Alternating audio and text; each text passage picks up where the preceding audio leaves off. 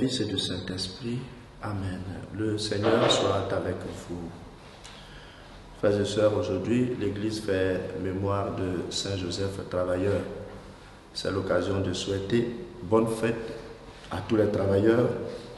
Nos pensées pour ceux qui n'ont pas de conditions de travail encore dignes et nos prières pour ceux qui cherchent encore du travail.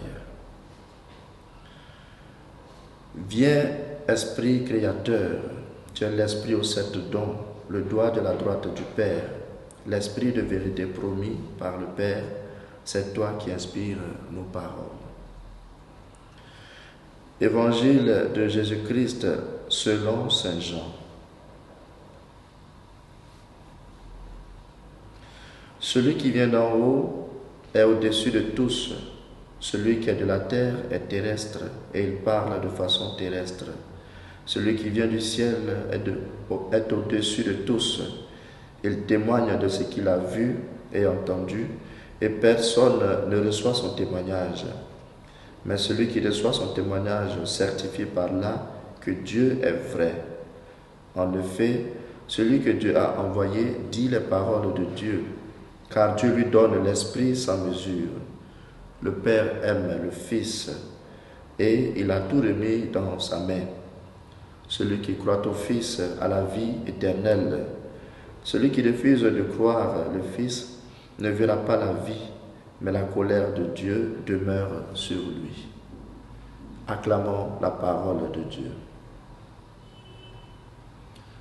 Ces 3 derniers jours passés, nous avons médité dans l'Évangile l'entretien de Jésus et de Nicodème, où Jésus a fait comprendre à Nicodème qu'il est envoyé par Dieu pour le salut. Aujourd'hui, pendant que les disciples de Jean-Baptiste veulent le monter contre Jésus, qui baptise comme lui, Jean, au contraire, fait un témoignage sur la divinité et l'humanité de Jésus. Il affirme que Jésus vient d'en haut et lui, Jean, malgré qu'il est le plus grand prophète de l'Ancien Testament, est d'en bas. Cela nous invite, frères et sœurs, à une adhésion à la personne et au message de Jésus, car le Père aime le Fils et a tout remis entre ses mains, et par lui nous sommes sauvés.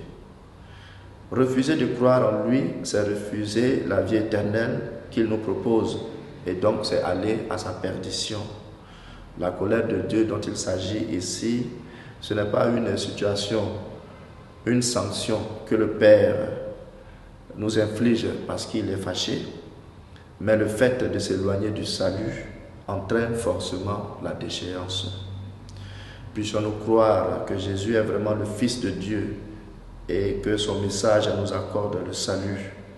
En ce temps de Pâques, vivons et proclamons par notre vie que Jésus est Seigneur, pour que d'autres personnes, par notre témoignage et notre annonce, accèdent à la vie éternelle que nous célébrons déjà dans la résurrection du Christ. Et que le Seigneur nous bénisse, le Père, le Fils et le Saint-Esprit. Amen.